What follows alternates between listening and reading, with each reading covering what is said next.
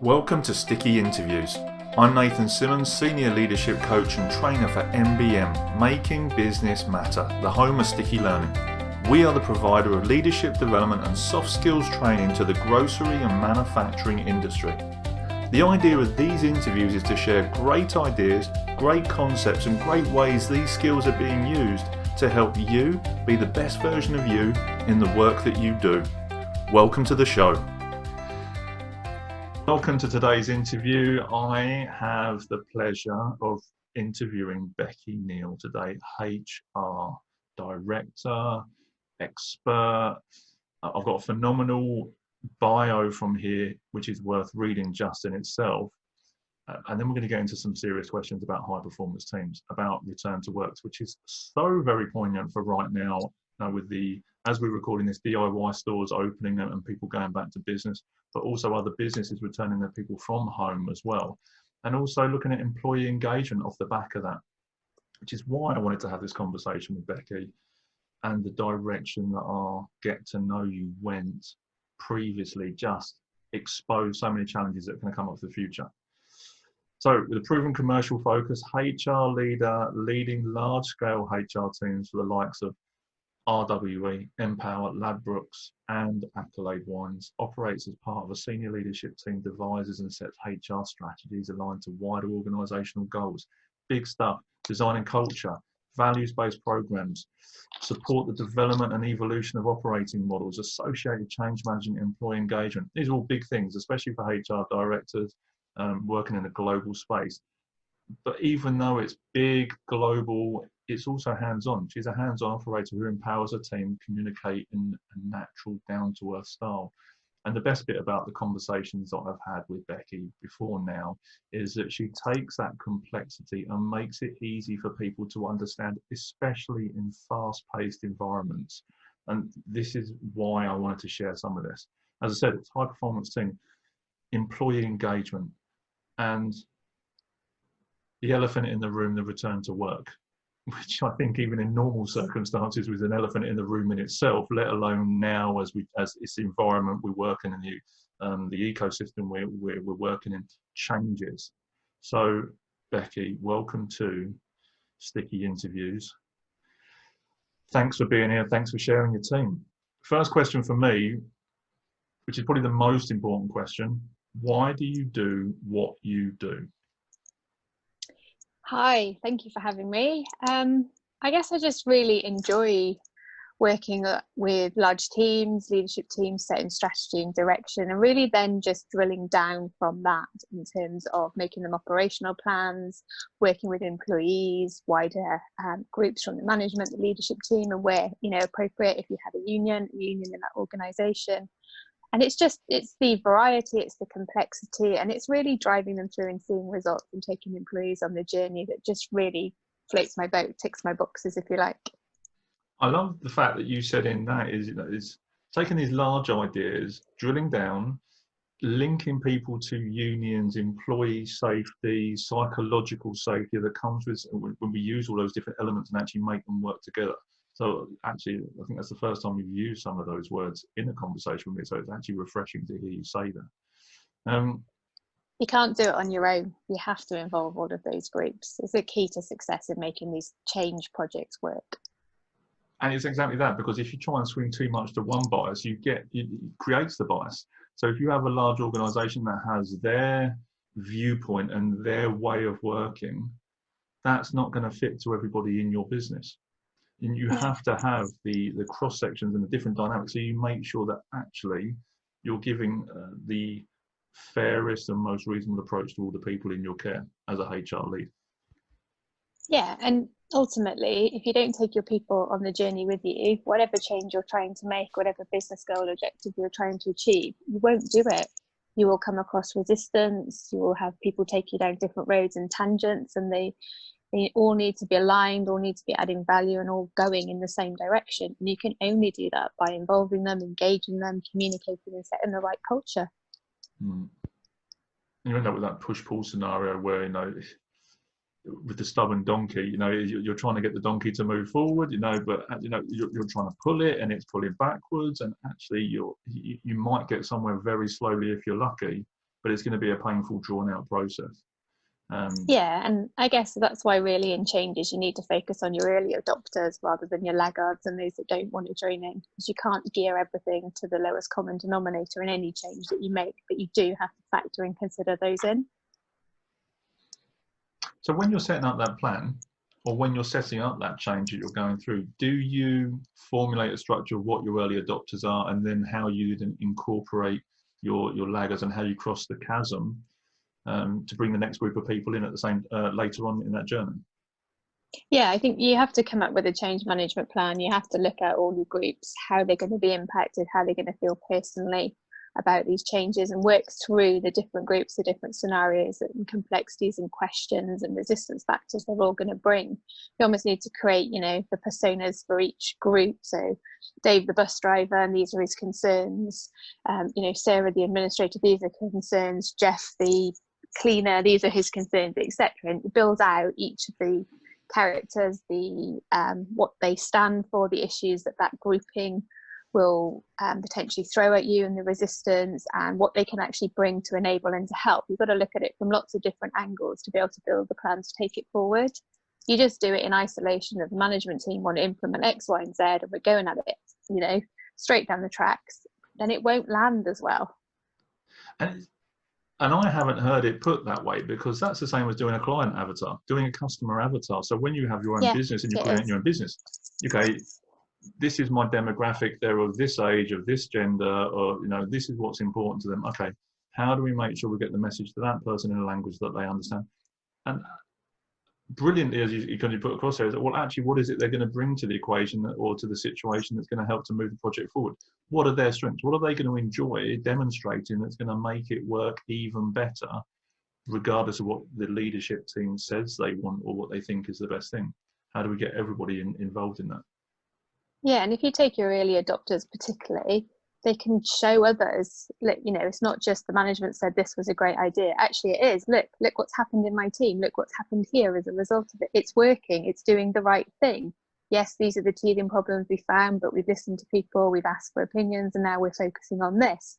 It's almost like, you know, jump on the train, come with us. It's actually not that bad. Have a look at what we're achieving, see what we're doing, come and be part of it. And that's what you hope and you rely on really with your early adopters and people who are really engaged with the changes that you're trying to make. And you build a momentum in that. I mentioned Jeff Birch before we got into this conversation. We've just done the first of our sticky lunches with Jeff, and the quote that stands out for me that he shared was, "A change inflicted is a change resisted." Absolutely. So getting those people on board and just kind of creating that snowball effect, just so it kind of chugs a little bit further and then goes a bit further, and then more people, and you build up that pressure, the positive pressure to enable the thing to happen as the way you need it happens. Yeah, and you know, this isn't just for your large scale change project. This is for any change that you want to make. The more you involve employees, the more you engage with them, the more you listen to them, their ideas, you ask for their feedback, they will help you do this. They will want it to succeed. If you don't do this stuff, then you are going to meet with a lot of resistance, a lot of inertia, and, you know, general negativity to it, and negativity spreads, but so does positivity, and positivity can really make a massive difference as we go on this journey. And you are relying on your, you know, your early adopters, your positive people who view change, can see what you're trying to achieve, to help along. And the idea is scalable and transferable. So whether it's you're a team leader managing 6 people and you want to change the way you approach your sales target or whatever it is, or you're leading a full-blown HR cultural shift, you know, is doing that research. Who are my clients, my internal clients? What are their concerns? What are their strengths? Let's plan this through a little bit. Then let's start including those people. Let's start bringing them in to actually demonstrate, you know, actually how I've thought about them, what I believe their strengths are, and then also getting their input and their feedback, because then it becomes their idea and they'll want to take it forward. Huge. Yeah, and you have to spend a certain amount of time in the planning phase to get this right. A lot of changes don't involve employees, don't allow for this getting feedback, this, you know, coming up with ideas and wanting to take them forward because they tried to drive them through too quick. And that's going to be a key watch out now in the space where COVID happened to us. we can take some control back now to a degree and start planning for these things before Boris says we can all go back to work. And clearly he's not going to say we can all just go back to work just like that. Yeah. So we have the time, we have some, headspace to think about this and to start involving people. Different employee groups represent different issues, will represent different impact levels, and start now involving them on your thinking. True consultation, true engagement. There's a couple of points there. One is, COVID was something that happened to us. There's some information out there that maybe said that some of this was partially created by the way that what we've done to the world. So it could be there's some absolutely. The other part that popped up in my head, I think it's an Abraham Lincoln quote. If you give me 5 hours, to chop down a tree, I will spend the first 4 hours sharpening the axe. And it's, as you're saying now, is we're looking at the return to work. We're preparing. We've got time to have a proper consultation, whether it's by phone call, whether it's by Zoom, but prepare to start moving into this space of actually what's going to work for people in the future. Yeah. And for me, kind of, it is looking at that elephant that often gets talked about or not talked about, the return to work. Right now, then, with what's happening, what are the key things that HR teams need to think about when returning teams back to work? I think they need to be focused on the prioritization of what actually needs to happen. So before this, HR teams would have been hopefully working to a HR strategy to deliver that underpins the business strategy. But amongst all of that would have been a lot of non-value added activity. Now is the time, not just HR, but any part of the business, to start stripping away the non-added value activities and start really prioritizing what they need to do and what they need to deliver. So some of the things I think that HR needs to start thinking about and needs to start planning on is, how do you bring employees back to work, whatever that looks like? So if we take the latest thoughts that are being circulated around about returning to work, will be that probably most people will be asked to work from home if they've been able to work from home and continue doing that. Production and manufacturing facilities are starting to be asked to look at how they would stagger shift patterns, how they could put social distancing in place. A lot of this is really quite complicated, because if you're running a production line, how do you get that in place? How do you ensure that social distancing happens? So there's some real engagement activities. So where I talked before about working with your employees, you can't have your HR function and your management team alone sat there virtually agreeing, what this is going to look like. You need your guys who run your warehouse, who run the production lines, who work on the production lines, as an example, as part of those teams, telling you what in reality is practical, what could be done, not just the theory of what it looks like to everybody else. So, a true engagement, true communication and involvement in the planning for people to go back to work, I think, is what HR needs to lead. Okay, so in terms of needing to look at operating models, whether it be to make redundancies and reduce cost bases, or whether it be that actually now you need different skill sets to take the business forward. So as an example, a business that was purely focused on sales, winning new business, going out, making relationships, trying to generate new business and expand into further products, for example, might now need a pure skill set in terms of managing and keeping those accounts and helping other businesses in terms to, how they can best work together to do that, rather than purely focus on sales driven activities. So if you follow that example through, you might need to look at what your org design looks like, what key roles there are, and then having those conversations with people in terms of, this is what our world looks like, these are the things that we now need delivering. Are you going to help us do this? Do you have the skill set? Can we help you develop your skill set to do so? But equally then you need to look at their performance management, potentially how you incentivize or reward them, because that may well be very different to how you did previously. Because if you're typically in sales, it's around sales growth, it's around the amount of orders you get through your order book, minimum order quantities, etc., building new customers, whereas now it may be very different. So there's a number of things that HR will need to look at. A lot of things would have happened while businesses have been working from home. Normal HR cycles wouldn't necessarily have been happening. So a lot of people, we ticked a new tax year, for example. So a lot of people's bonus schemes, salary reviews are usually hinged around those times. So what are you going to do around that? what comms have you made so far? You might have a number of people on furlough, you might not, but your whole metrics might be wrong. Your way you look at your performance management might be wrong. It might be still right and it might be still valid, but you'll need to communicate, you'll need to engage with people in terms of what that looks like going forward. I think some of what happens in terms of returning to work will all depend on what the government does in relation to the coronavirus job retention scheme, because currently the scheme doesn't allow for any flexibility. So you either work or you don't work. You're either furloughed or you're not. So to be furloughed, you can't actually do any work. You can do some training, but you cannot physically work. So no answering emails, nothing in relation to work. That doesn't, as it stands, help employers transition flexibly back to work along lines with the thinking of the government.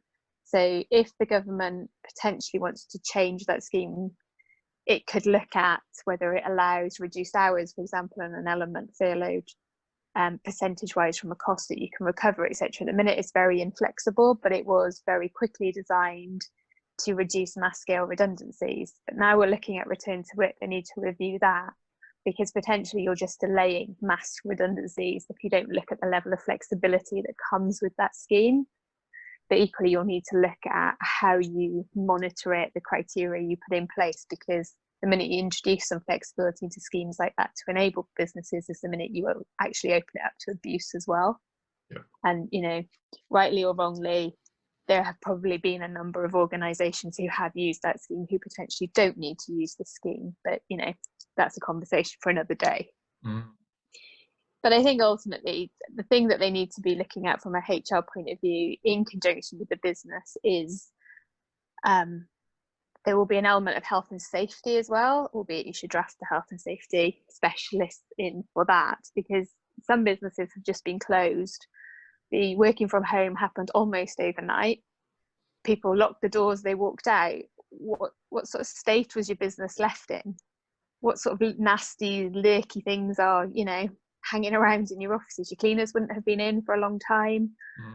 You need to get in and you need to have a look at it. You also need to have a look at, how your office facilities could potentially accommodate people coming back to work. Who do you need back? When do you need them back? What does that look like? If I take, for example, a HR office that I recently worked in, there were 8 desks, 1 exit, and all the desks were stacked next to each other. Well, that just doesn't work from a social distancing point of view. You'd be lucky if you get 2 people in that office maximum. So what do you do with the rest of the HR team? But I think some of the key stuff is around what's your operating model look like? How are you engaging people through the journey? Are you going to be making redundancies? Are you going to be changing what people's jobs looks like? Do you then need to look at their performance management? What metrics you're using to measure success? How you're going to be rewarding that? Because your business might not be in a position to reward it, but there are different ways other than just financially in terms of rewarding that. But you do need to reflect some people's contractual rights, because you can't just ignore them because the world has suddenly changed. Employment law doesn't work that way. But one of the key things, and it comes back to what we talked about in terms of employee engagement, is you've got to engage them.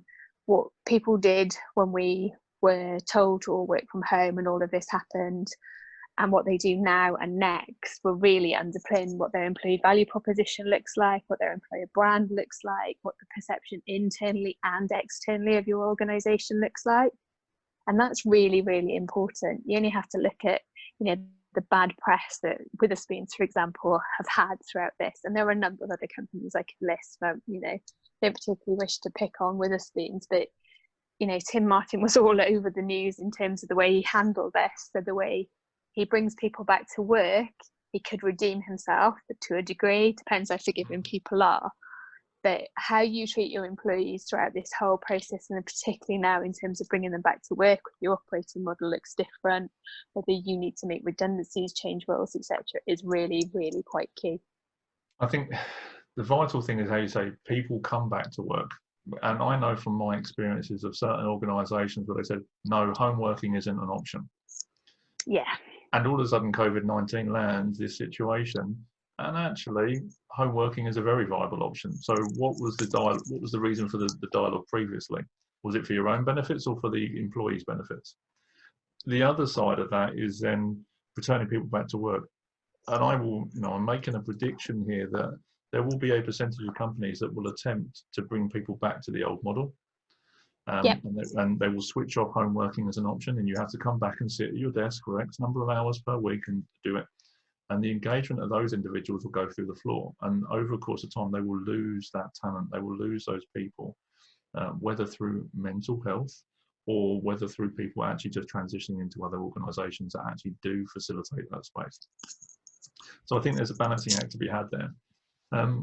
Yeah, no, I totally agree. And I think the whole flexible working one is going to be an interesting debate, because I think it's going to be more around flexibility and having agile workforces than just the work from home debate.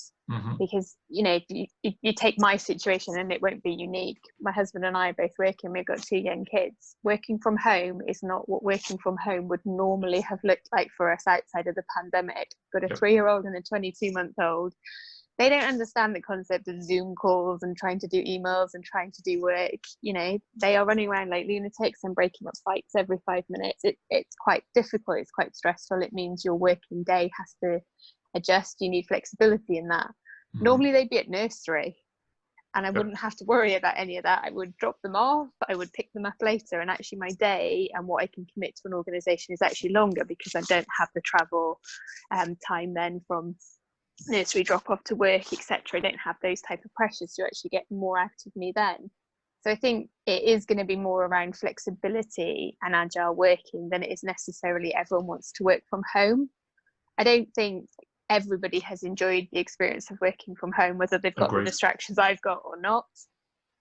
There is something to be said about working with your team, at least on a regularish basis. There's only so much Zoom and Teams and Skype or whatever people are using. There is an element of fatigue around that. But I do think there's a balance to be struck, and there's pros and cons on both sides.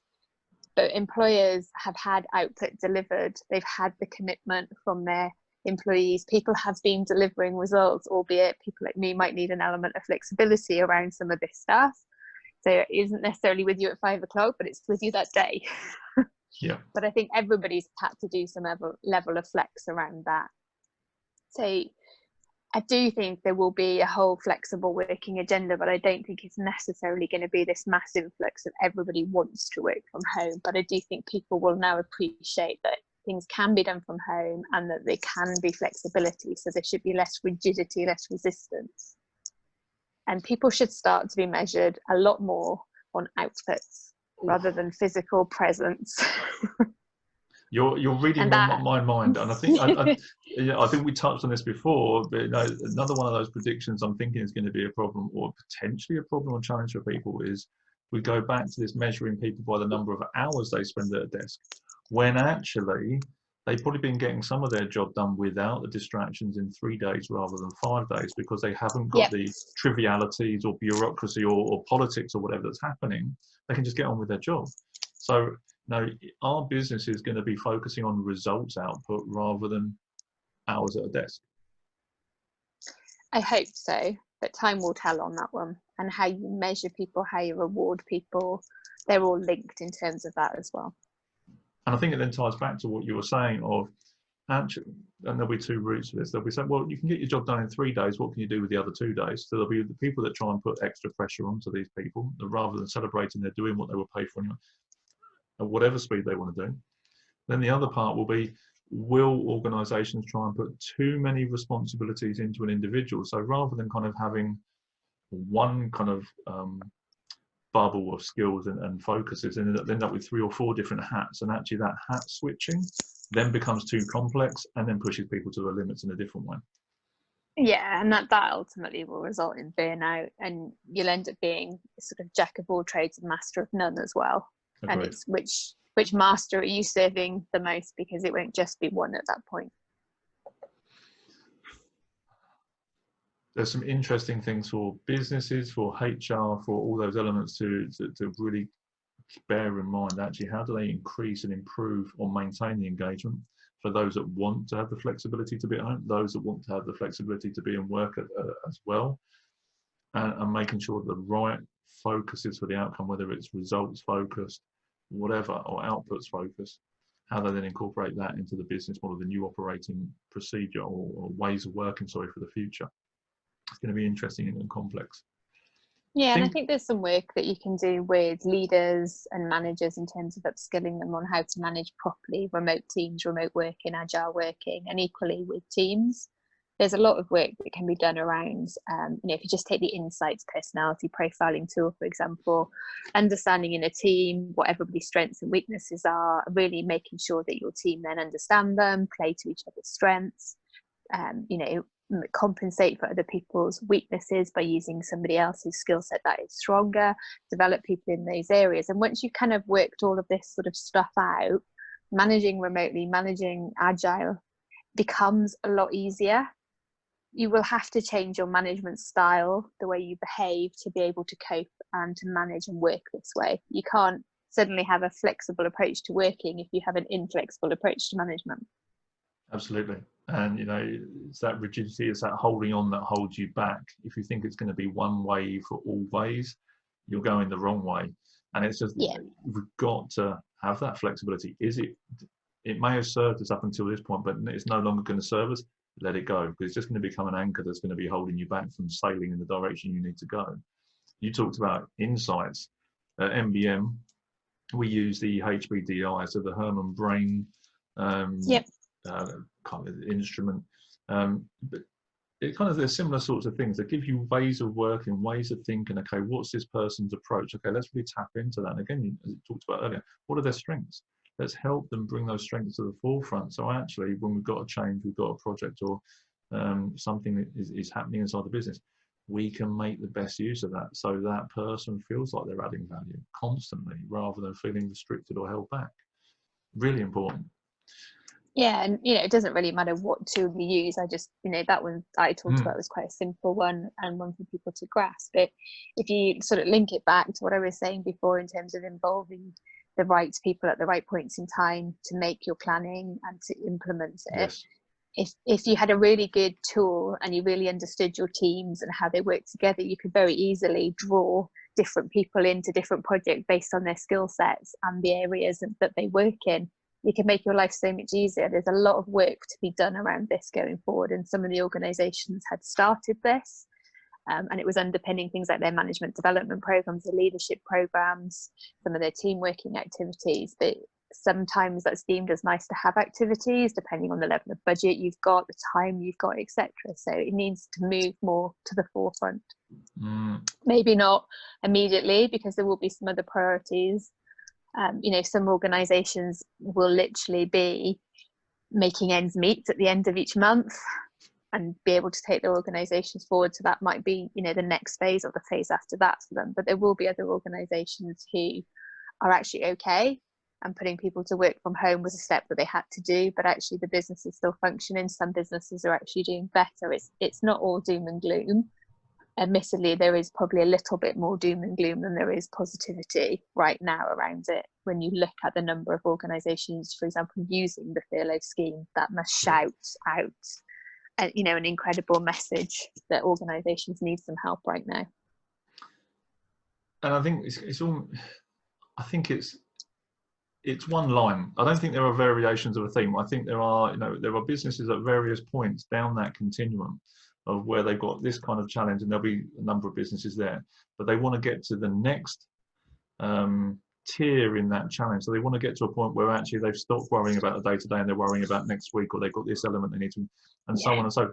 And different businesses will be on that train journey at different points. But the business owner wants to get on the train, get to the next station, get to the next station, get to the next station. So I think it's one whole conversation. It's just different parts of it you have at different times with these people. And where you talked about that plan and getting to different stations, that plan should be up on a wall somewhere. It should be regularly communicated. They should be checking in against it, making sure employees know, actually we've hit gate 1, we're at station 2. To get to station 3, we need to do the following. And it's rallying behind each time, and it's shouting out your achievements, it's celebrating your successes, whether they're big or small, and really taking people on that journey. But they have to see what the journey looks like. It's frequently talked about. It's transparent. It's agile because there's going to be nuances that happen on a daily basis Yeah, as we go through absolutely. these new experiences. And making sure the right people are involved. And as you were talking about with the insights, and we, as I said, use HBDI, is actually what's the right point for these people to be jumping into this journey? How do I get Bob involved at this point? And how do I get Jack involved at this point, and so on and so forth? Because that's when they're going to show their best strengths, and letting them know when they're going to be included or when they need to really step forward and demonstrate those leadership skills and that situational leadership they've got, and just keep the thinking that existed 6 months ago. It's the same thinking. It's just how you reapply that into the current situation that needs the most amount of focus right now. Yeah, Huge. and with any change there comes an element of unlearning, relearning, and moving forward. But nobody's asking anybody to forget the old world. No. You still need to take some parts of that old world with you into the new world and the new ways of working and whatever it actually looks like going forward. But I think what is pretty clear is the old world doesn't exist in that format, in that state anymore.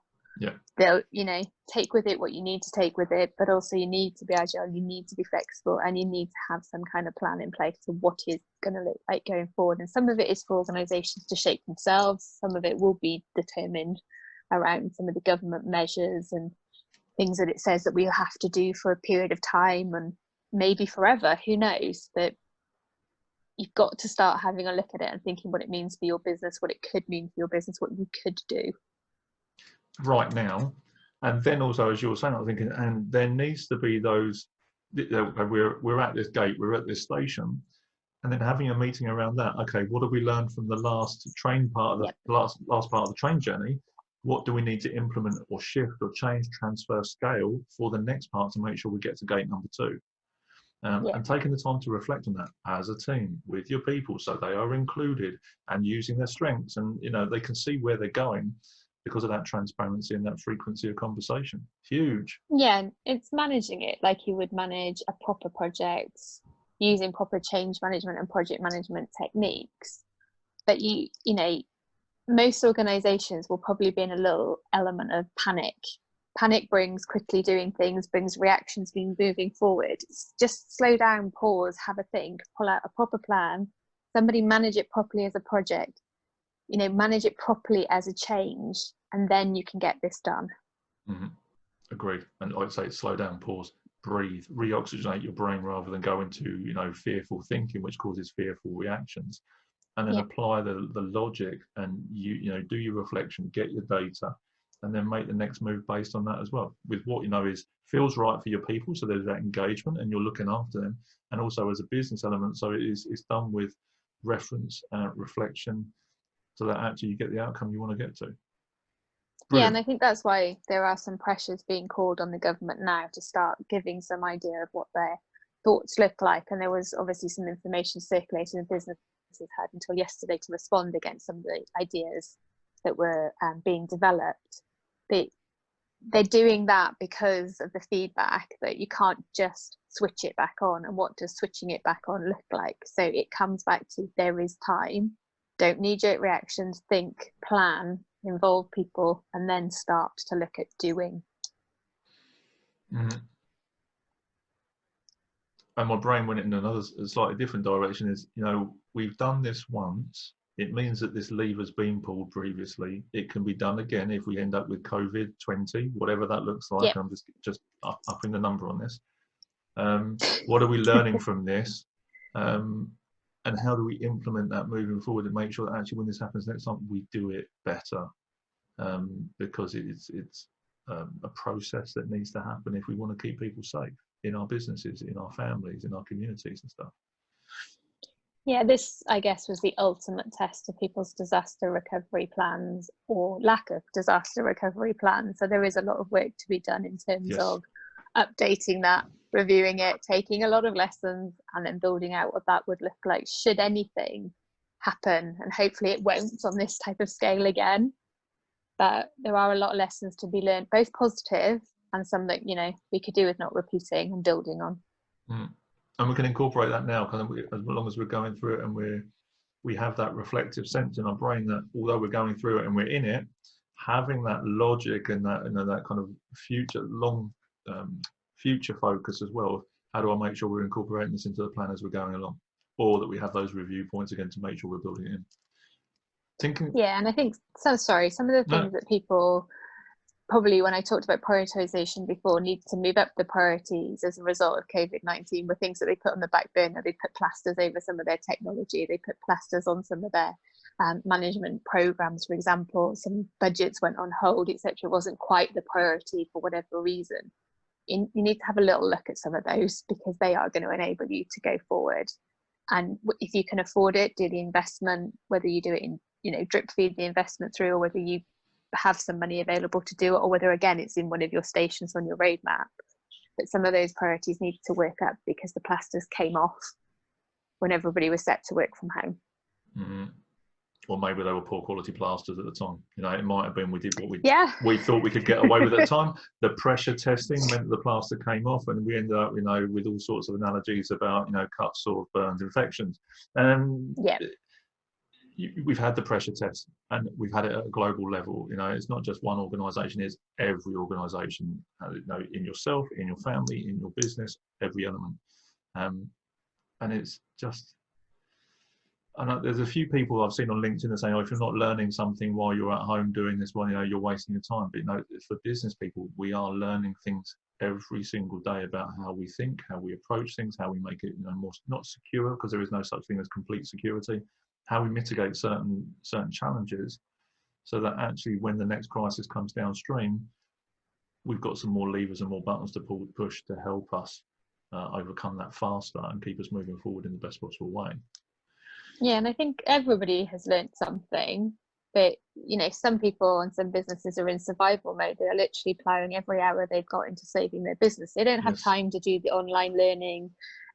LinkedIn is flooded with offers of free training right now, webinar for this, webinar for that, and it's great, and there will be people who can use it. There'll be people who desperately want to watch the replay and are building a great big list of replays to watch. Yep. We have to be kind to everybody as we go through this process. We have to not judge people. Did you do learning? Did you do this? What did you do? Some people are just surviving, whether it's just in their personal circumstances trying to juggle everything, whether it be financially, whether they are desperately throwing everything in to save their business and their jobs. So everybody is learning something. It's just how we define some of this is really quite important. I think that on the other side of that is making sure that we're aware that we're learning something. For me, that whether you're watching the free webinar, and we're doing the free content every single day, and we're out there doing that.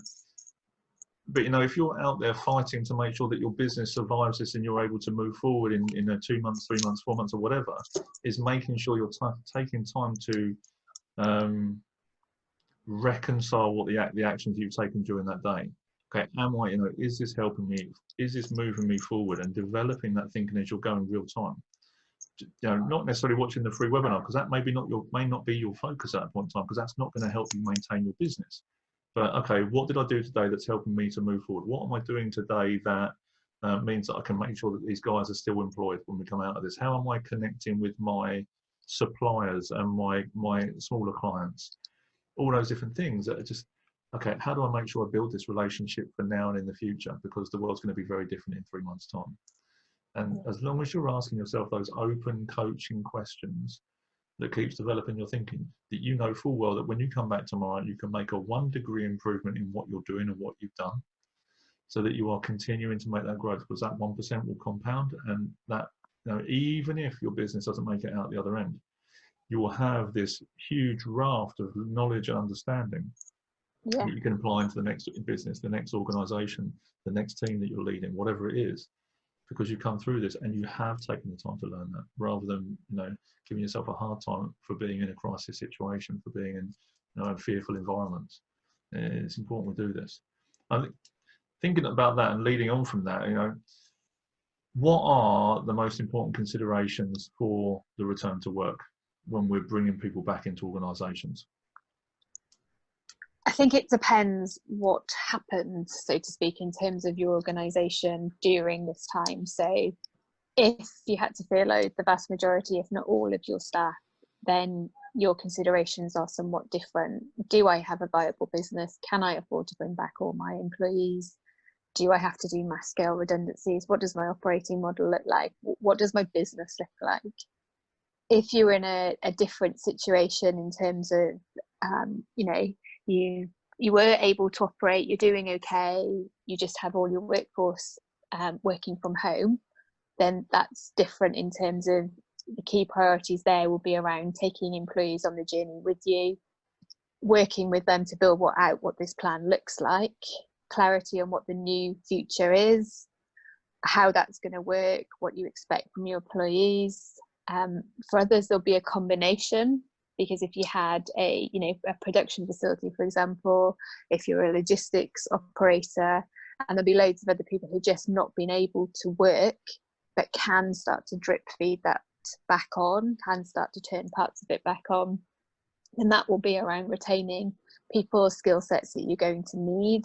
That will be managing what your organisation design needs to look like in the next 3 months, 6 months, 12 months. And it may mean you have to do some reduced hours, you might have to make some redundancies. So it's working out what your cost base can be, what your operating model looks like off the back of it.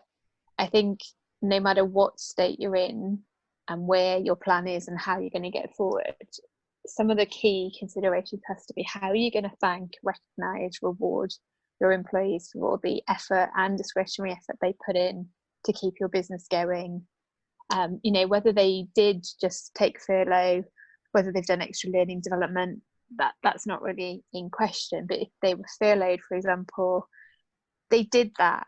They took on board the need for you to do that to them. They willingly, in most cases, would have signed up to that on the hope that they will have a job back at the end of it.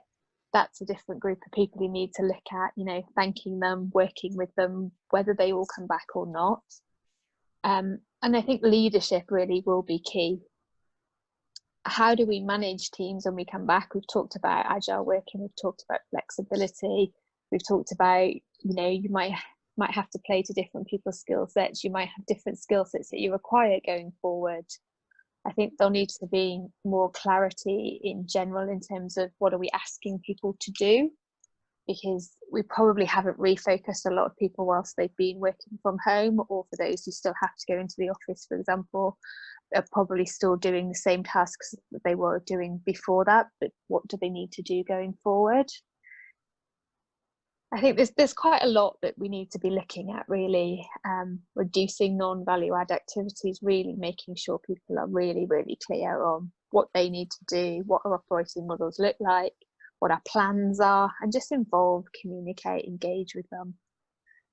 Otherwise, you're not really going to have a very successful return to work story, whatever your return to work actually looks like. No, and I think, like you say, is having the conversations now. So you're cutting out the non-essential already.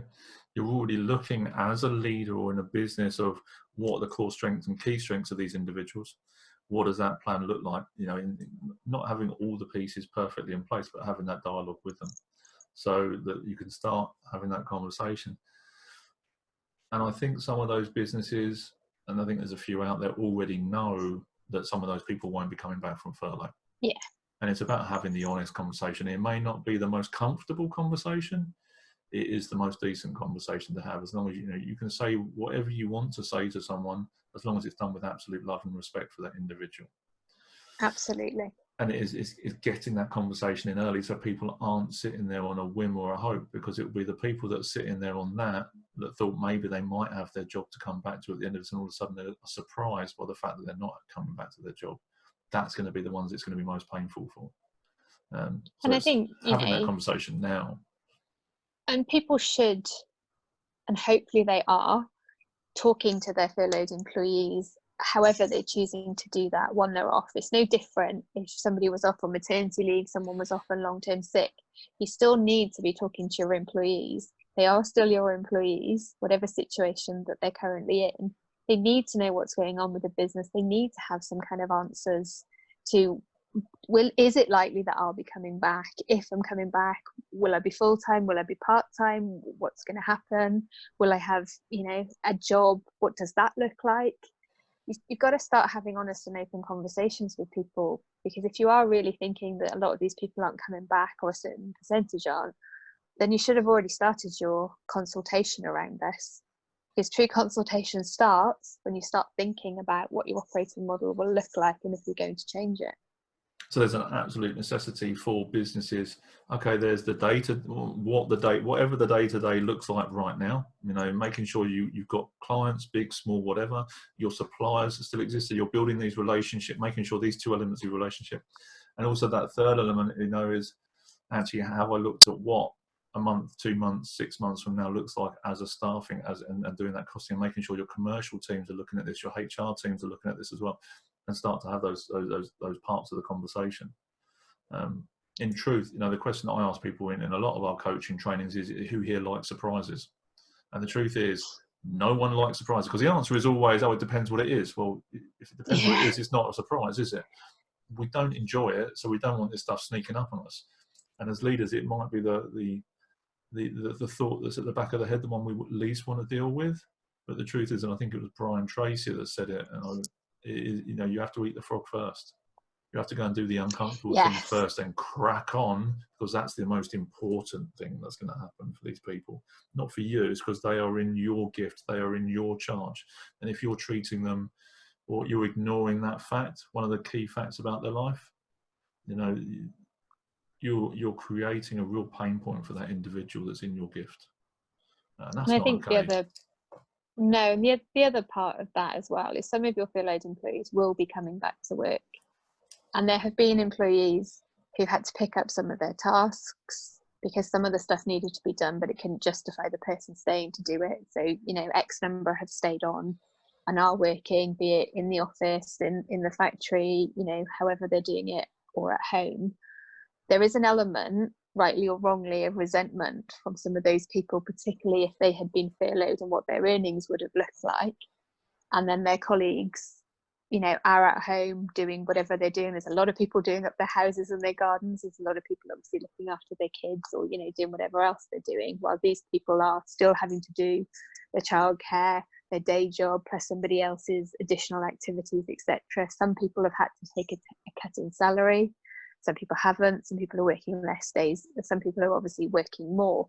So you have to merge these back together as well. And you have to get over the resistance, the resentfulness between some of these groups. And obviously you will have some people on furlough who didn't want to be furloughed, haven't enjoyed the experience of being furloughed, would much rather have been back at work. You might have an element of resentment there as well to work with. Why was it me and not you? I could have done your job, you're doing mine, etc. I think it's going to be an interesting thing of people coming back together, that stretching of relationship and pulling apart for whether we wanted it to or not, and then bringing those people back together and making sure that's done in the best possible way. We know from a health and safety point of view, okay, maybe it's going to be some people are coming back to offices, but they're doing it on rotation, so they're maintaining that 2 to 5 meters. There'll be other people, as we come back to everybody coming back together in the nicest possible way. I think that first time that office actually does come back together with everybody in the room, we probably won't get anything done for 2 days, because everyone's going to be catching up with each other and having a cup of tea and, you know, sharing a coffee or whatever, just to get back to seeing people and actually have hugs and, you know, appropriate office physical interaction, because actually we've missed it so much, because, you know, the Zoom is tiring, it's mentally fatiguing, and I want to just shake someone's hand. I actually know I want to hug my parents and all that sort of stuff. I get it. There'll be, you know, people have been honing their baking skills. They need to bring them into the office. That's a whole different conversation, I think. But, you know, it is true. People have missed other people. They have missed face-to-face team working interactions. Whether you were the greatest fan of working in an office and your colleagues or not before, you've missed them. You have missed that camaraderie. You have missed the odd falling out. You've missed the who's making the teas next, you know, that type of thing. You have missed this stuff. I know I've missed interaction with people, be them in the office, be them in general. You know, I almost love it when you bump into, and I use the term quite loosely because clearly there's got to still be 2 meters. You bump into people that you know on your daily walk, and just talking to somebody else is amazing. Because otherwise I've just got my husband and my 2 kids. You know, you can do the FaceTime, you can do the Zooms and stuff, but physical face-to-face talking to somebody is just so different. You can have a proper good natter. And that's good for people's mental health, if nothing else. And I think there's it's a continuum. Though the other side of that is, I also want to go and just have a cup of coffee somewhere. I want someone else to go and make me a cappuccino, and maybe sit on my own. My husband can't wait for good coffee. but in the hubbub of being around people, so you have that community environment, and then doing it as a family, and then seeing all of that stuff. So there's going to be a combination in the workspace of, there probably will be 24 to 48 hours where people are literally just coming back together, and there's going to be lots of coffee conversations, lots of baked goods coming in, people just rebuilding that. But then as a leadership and a HR team is kind of facilitating that space, so that actually what else grows out of that, what ideas, what collaborations, what forward thinking develops, and just making use of it and optimizing that situation. Conscious of time, crikey, it's Sure. almost an hour. We have been, I love it. I love these conversations, especially when we get to these sorts of spaces. Big question for me then. You love HR, cultural change, big change, and this is huge. I mean, this is one of the biggest changes I think businesses are going through right now that have been ever seen in one space. How do you make behavioural change stick?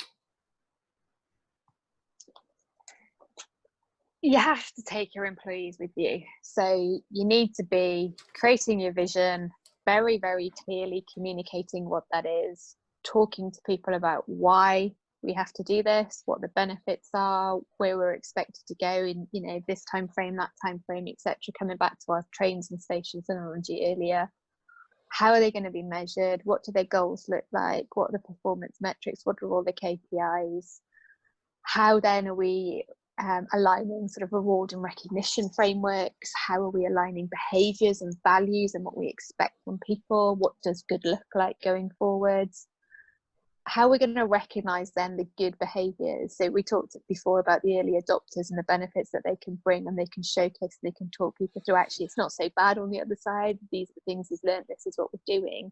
But equally then, how do you address people who are not coming on this journey, their poor behaviours, what do you do around that?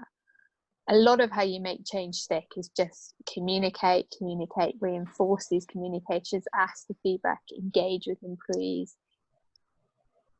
We talked before about people have different preferences and skill sets, but they also have different learning styles, and all these things are aligned. So you have to make sure when you're communicating, when you're putting new training in, for example, new learnings in, that you are catering for different learning styles, and you're making sure that everything you do, different people in different preferences and different learning styles, etc., they're all taking away the same messages, they're all understanding things the same way, so that you don't get, well, my view of this was, oh, actually, well, mine's this, so we're going in this direction. You've got people pulling in different directions.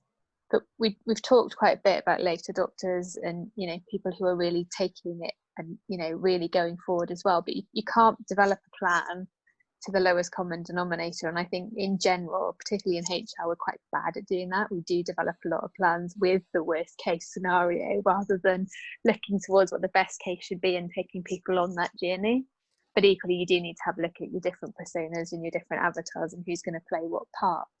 But some of the other things that will make this stick is you have to acknowledge the mistakes, what we've learned from things, what we're going to do to take things forward. And all that only comes back from asking people, listening to people, and giving feedback as we go through these journeys. I think you just have to reinforce visually through briefings what your vision is, why we're going there, what we're going to do, what's in it for you, what's in it for me, and what's in it for the bigger picture. The analogy thing with the train station, which is one I use a lot, but as you were talking about the learning styles, is almost like, for me, is, okay, where's where we want to go. This is the train journey. These are the things that are going to derail us. These are the dead ends. These are kind of and I can't think what the right names are, but, and you're thinking about, how do we make sure that we're using this, these learning styles in the best possible way to make sure the journey continues on where we're going, not be derailed or taken off track. And preparing for that, so you can mitigate the challenges all the way along that. So actually, and you can see those things coming down the track, and then you can move forward and get the best possible outcome. That's huge. It is huge. The benefits are huge of getting this right as well, though. But equally, if you get this wrong, you're in a whole heap of trouble, and you may not have a business to take forward. Because your business will fall down from the inside out. Oh, Yeah. I would love to be a fly on the wall in one of your sessions, Becky. Oh. So look, last question. Where can people find you? I'm currently hiding out in Portishead. You can email me. So my email is becky@shrc.uk. On my website, which is www.shrc.uk, or you can give me a call, 0777 33 47801. I am based out in Portishead, which is near Bristol, but you know, most of the world can be done virtually. So any HR service, it doesn't just have to be from this locality. Any change management project that you want, then give me a shout and we can talk through some of these things. Phenomenal. And talking to Becky now previously about the thinking and what goes into her changes from her experiences have been eye-opening for me, and kind of the processes and some of those elements that need to be incorporated coming out the back of now and any crisis situation. Dig in, have a conversation, go and speak to Becky about this so you can get that deeper understanding, so you can land these changes far quicker and far more eloquently, because it's going to be the language that we use with ourselves, the way that we lead in our people and get them included is going to be imperative for us to succeed as individuals, entrepreneurs, and people leading large-scale businesses. Becky, thank you very much for today. So very appreciated. Thanks very much for everyone. Thank you very much. Thank you, and look forward to speaking to you next time on Sticky Interviews. Bye.